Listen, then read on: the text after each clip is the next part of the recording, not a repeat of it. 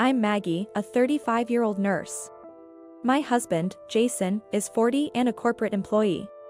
Our daughter, Emily, is about to turn 4. Until recently, we were living happily as a family of 3, but then a series of events turned everything upside down. Jason and I met almost 10 years ago. We both left our hometowns to attend college and ended up working in the city. Being introduced by a friend, we hit it off because we were from the same town and soon started dating. Eventually, we began to think about marriage and, after many discussions, realized we both wanted to return to our hometown someday. So, we decided to start our married life back in our hometown. Jason's company had a branch in our hometown. When his transfer request was accepted, I quit my job at the hospital and we moved back home together. We started our new life in this house where we live now. Both of our workplaces and Jason's parents' house are within a 30-minute drive from here. And my parents' house is a bit farther but still reachable in under an hour. Fortunately, I quickly found a new employment. I was able to continue working as a nurse, living busy but fulfilling days. We struggled to have children after marriage and felt some pressure and anxiety from those around us. But our relationship remained calm and steady. Then, after 3 years, we were blessed with a child. When Emily was born, Jason cried tears of joy. "Maggie, thank you so much. You've done so well. Our life is going to be lively now, no more loneliness." We had moved away from our college friends to start our life here, and Jason might have felt lonelier than me. The reason is that this place isn't exactly his hometown. He was actually born and raised in a neighboring state, and his parents moved here after he got into college. The town where his childhood home was is more than 3-hour drive from here. It's not a distance where you can casually meet up with old classmates. Moreover, Jason had to give up his hobby, soccer, as he couldn't find teammates here. I understood the stress he might have felt, including the loneliness, but I'm not sure if I was attentive enough. I might be making excuses, but I was handling most of the housework and working hard as a nurse, even during my pregnancy. As a result, I didn't have much spare time. We didn't even have much time to spend together as a couple. I talked with Jason about our future. That's when I realized that my well-intentioned efforts had backfired. I was trying to lessen his burden by doing all the housework, but he wanted to do it together. Jason is a social person. But if he had been turning down socializing outside of work hours because of housework, it would be hard for him to make friends. That's why I kept refusing his offer to help with chores, because I didn't want to trouble him. Thinking back, it's ridiculous to think of it as a trouble. I talked to my boss about getting exempt from night shifts for a while. It was to make sure we had time to spend and talk as a couple. I was ready to change jobs if necessary, but my request was accepted without much fuss. In our rural area, it's assumed that women take care of housework and childcare. So mothers with young children are not expected to work night shifts. I'm fed up with these old-fashioned ideas, but I try not to let it bother me.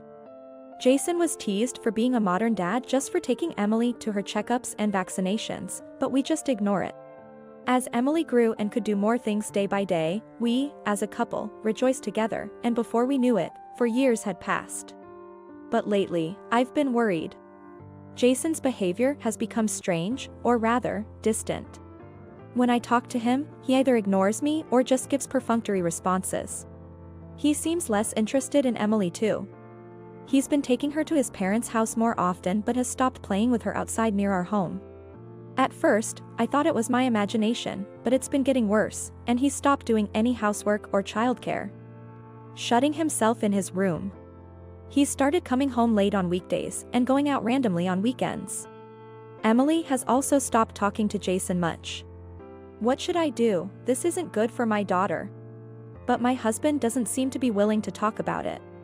After much thought, I decided to reduce my working hours and focus more on housework and childcare. I thought maybe he was too exhausted to do anything. As my daughter grew, I increased my working hours and now I'm even doing evening shifts. Of course, I consulted with my husband, but our time for conversation has decreased, and he might feel burdened. I need to return to the routine of coming home early, enjoying family meals together, and having quality time with the family, like we used to.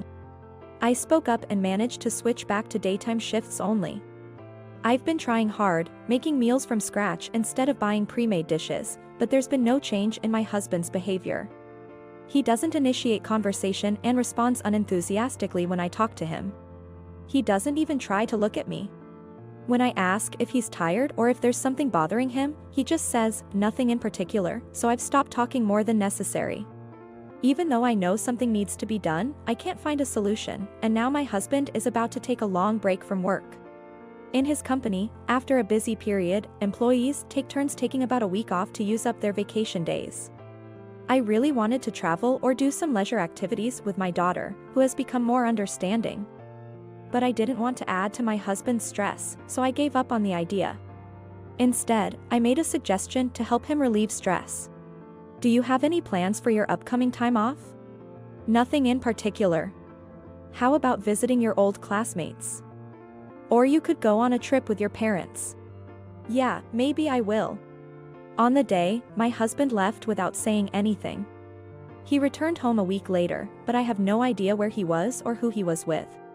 Still, his face expression seemed a bit lighter, which relieved me. Since then, he's been going away overnight more frequently. He leaves on Friday night and doesn't come home until Monday, apparently going straight to work from wherever he is. I still don't know what he's doing or where. Maybe he's meeting old friends or has found a new hobby. We still don't talk much as a couple, but since he doesn't seem to be in a bad mood, I'm just watching the situation. After a while, I fell ill and went for a checkup at the hospital where I work. The blood test results weren't good, and I was advised to undergo further testing. They found a malignant tumor. I consider myself lucky that it was found early thanks to a routine check. It looks like it can be removed with endoscopic surgery. But still, I was incredibly downhearted. I told my husband about the discovery of my illness and the need for surgery and hospitalization. He just responded without looking up from his phone. I see. I was so sad that I lost my words. I managed the housework and prepared my belongings until the day before hospitalization. My husband took our daughter and went back to his parents' house. He said he would be going to work from there and wouldn't be back for a while. In fact, he brought up divorce yesterday. He said it's not just about removing the bad part with surgery, there's treatment afterward. It's not just the trouble, but the burden on me, our daughter, and my parents. It's too much, so let's just end this. Burden. His words pierced my heart, and I had no strength to argue. After being discharged, I called my in-laws, and they also pressured me to divorce. We'll take Emily, just pay child support. Please get the divorce over quickly. He's sending the divorce papers. Sign them as soon as they arrive. I was hoping to have my husband bring our daughter back, but they refused to send her back. I don't even know if my husband is there, he won't come to the phone. I was doing housework in a daze, but something felt off. Even for a house left empty, it was too messy. Had my husband returned? And then, I found the evidence. While cleaning my husband's room, I found women's loungewear. Just as I feared. I took out the brown envelope I had hidden in the storage and checked its contents with trembling hands. It was the report from the private investigator I hired when I first started suspecting something was off with my husband. I had received it a few days ago and knew the contents were bad, but I was too scared to look. The results were damning. Worse yet, he had been bringing his affair partner into our home, which was the worst part. Feeling disgusted and forgetting I had just had surgery, I thoroughly cleaned the entire house. Eventually, I returned to work. I was assigned to outpatient care, which is less physically demanding. Then, one day, a decisive incident occurred. My husband was involved in a traffic accident and brought to the hospital where I work. It was an accident during a date with his affair partner, who apparently came in the ambulance with him. I rushed into the treatment room. I'm Jason's wife.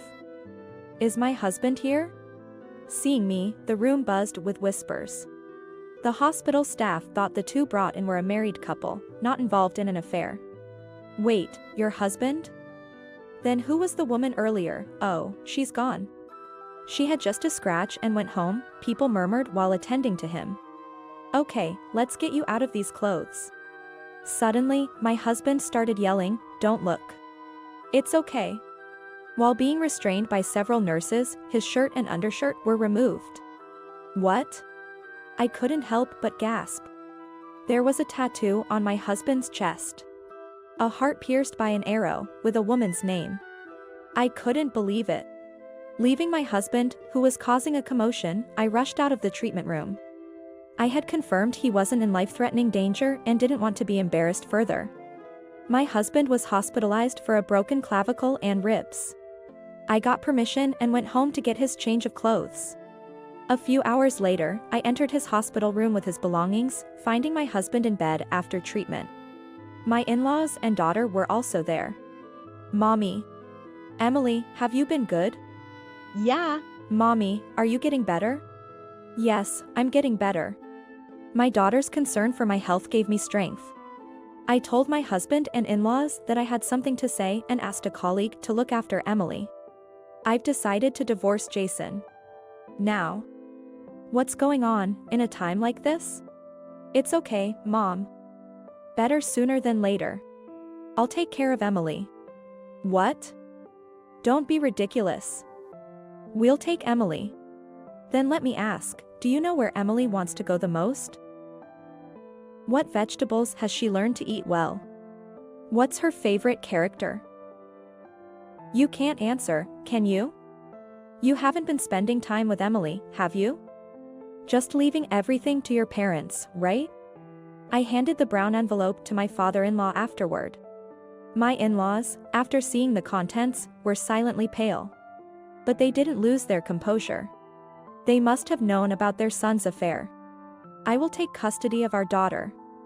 I won't let you two be involved with her ever again. You can't just not let us see her, that's impossible. Jason has a tattoo of another woman's name and a heart mark on his chest. Is that the act of a suitable father? My in-laws, apparently unaware of the tattoo, were making a scene.